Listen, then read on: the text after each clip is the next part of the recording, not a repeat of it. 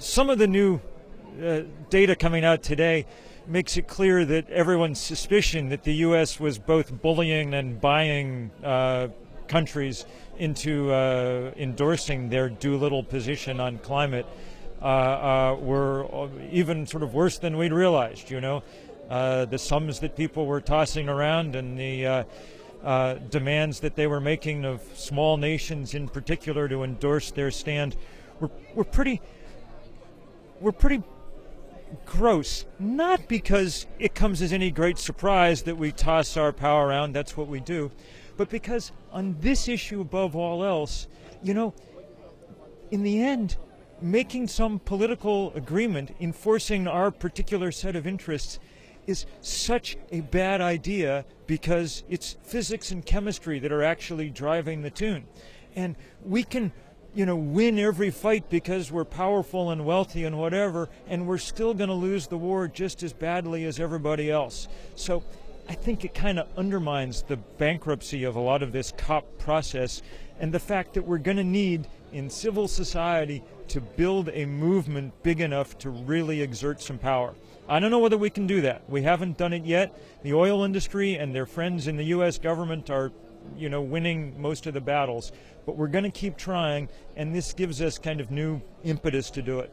And the reports that Bolivia, Venezuela, Ecuador, and other countries, the ALBA countries, are threatening to pull out of these talks if countries do not commit again to Kyoto, to mandatory caps on emissions. Well, I mean, here's one way to look at it, sort of look at it the opposite way. The first people who threatened to kind of walk away from the talks were the Americans last week. Unless everybody else signs up for targets, we're going to walk out, okay? In certain ways, that would be the best thing that could happen.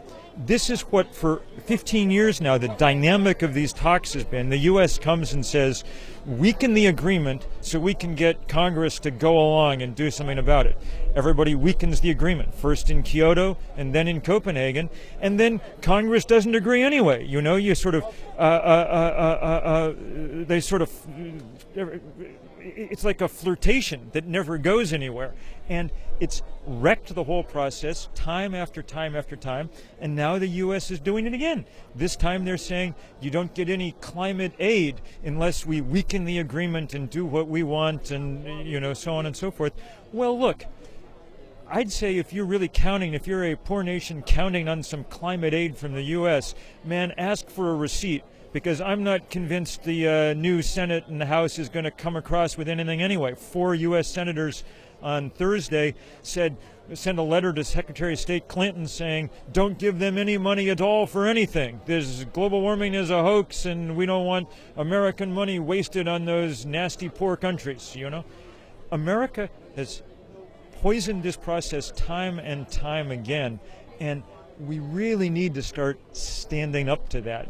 The fact that the House is saying the Republicans, when they take over the leadership, will get rid of the global warming, the climate change commission? It's as if they're saying, I mean, literally, as if they're saying we're going to stick our fingers in our ears and the problem will go away. We'll never have another hearing on it, so therefore it won't be happening. I'm afraid that's about as unlikely a proposition. I mean, more power to them. If you could make global warming disappear by simply not talking about it, it would be a hell of a good strategy. But my guess is that physics and chemistry will be remarkably unimpressed by this position, you know. I mean, Congress, the sort of delusions of grandeur within the Beltway are enormous. They think because they can change the tax code, they can change the laws of nature. But that's not possible. Congratulations on receiving the Puffin Award and on your 50th birthday, Bill. Well, it's this award from the Nation Institute and the Puffin Foundation is very nice, and I think it's a real tribute to the people all over the world who in the last couple of years, out of pretty much nowhere, have rallied around this sort of wonky scientific data point, 350 parts per million, and shown that we're at least going to give these guys a fight. I don't know if we're going to win. The oil industry and the coal industry are awfully strong, but we're going to give them a fight. When you say 350 parts per million, explain. 350 is the most important number in the world. 3 years ago, our best scientists at NASA said any amount of carbon in the atmosphere greater than 350 parts per million is not compatible with the planet on which civilization developed or to which life on Earth is adapted. Okay?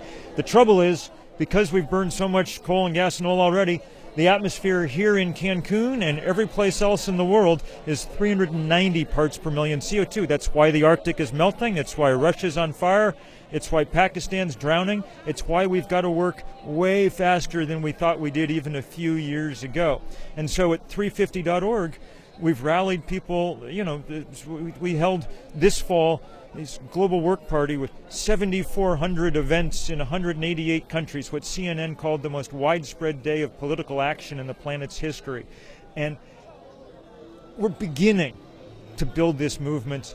It's not anywhere near big enough yet. I don't know if it'll get there, but we're trying as hard as we can.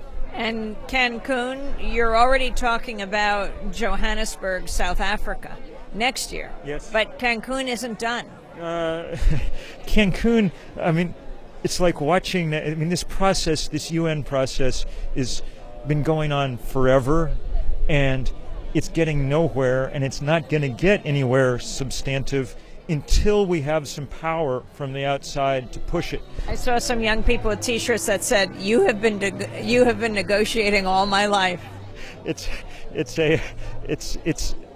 Some friend of mine said, what I saw the other day, riding on the street, who I hadn't seen since the last one of these, said, it's just like a family reunion aboard the Titanic, you know, and that's sort of what it feels like.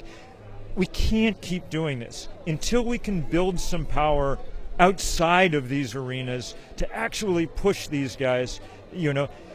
This is, in the end, it's not about how well people are communicating or how great the policy papers are. It's on who has the power.